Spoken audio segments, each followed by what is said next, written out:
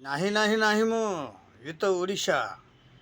ମୁଁ ଆପଣଙ୍କର ଆମର ଯେଉଁ ମିଡ଼ିଆ ଭାଇମାନଙ୍କୁ ଟିକେ ଅନୁରୋଧ କରିକି ହାତ ଯୋଡ଼ିକି ପ୍ରଣାମ କରିକି ଜଣାଉଛି, ଆପଣମାନେ ଏ ଯେଉଁ ଲଙ୍ଗୁଳିମାନଙ୍କ ମୁହଁ ପାଖକୁ ନାଇଁକି କାହିଁକି ନେଇକି ବମ୍ବୁ ଲଗେଇ ଦେଉଛନ୍ତି? ଗୋଟେ କଥା ଆପଣ ଚିନ୍ତା କଲେ, ବିଚାର କଲେ, ଆପଣମାନେ ଯେଉଁ ଲଗେଇ ଦେଉଛନ୍ତି ସେ କ'ଣ ଦେଖୁନଥିବେ? ଆପଣଙ୍କ ମୁହଁଟା ଆପଣଙ୍କ ଘରର ଲୋକମାନେ ଦେଖୁନଥିବେ? ଏଇଆ ଭାଷା ଶୁଣିବା ପାଇଁ ଆପଣମାନେ ଲଗେଇ ଦେଉଛନ୍ତି।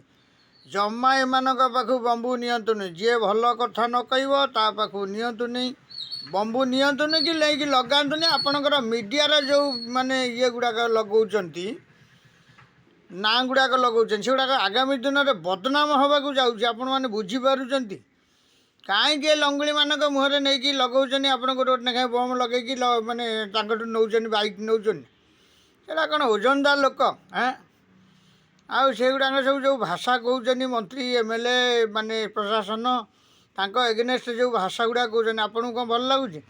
ଯେଉଁ ଖୋଲମଖୋଲା ଭାଷା ଆପଣ ଯେଉଁ ଲଗେଇ ଦେଉଛନ୍ତି, ଯେତେବେଳେ ବୁମ୍ଟି ଲଗେଇ ଦେଉଛନ୍ତି, ସେ ଯେତେବେଳେ ଭାଷା କହୁଛି, ଆପଣଙ୍କ ଘର ଲୋକମାନେ କ'ଣ ଆକୁ ଦେଖୁନାହାନ୍ତି? ମୋ ପୁଅ ସବୁ ଏଇଆ ନେଉଛି, ମୋ ଭାଇ ସବୁ ଏଇଆ ନେଉଛି, ମୋ ସ୍ୱାମୀ ଏଇଆ ନେଉଛି। ତେଣୁ ସମସ୍ତଙ୍କୁ ମୁଁ ହାତ ଯୋଡ଼ି ଅନୁରୋଧ କରୁଛି, ଆପଣମାନେ ସଚେତନତା ହୁଅନ୍ତୁ। ଏ ଲଙ୍ଗୁଳିମାନଙ୍କ ପାଖକୁ ଜମା ବୁମ୍ବୁ ନେଇକି ଯାଆନ୍ତୁ ନାହିଁ। ଆଉ ଆପଣଙ୍କ ମିଡ଼ିଆକୁ ଆପଣ ବଦନାମ କରନ୍ତୁ ନାହିଁ। ଆଗାମୀ ଦିନରେ ଓଡ଼ିଶା ମିଡ଼ିଆ ହିଁ ବଦନାମ ହେଇଯିବ।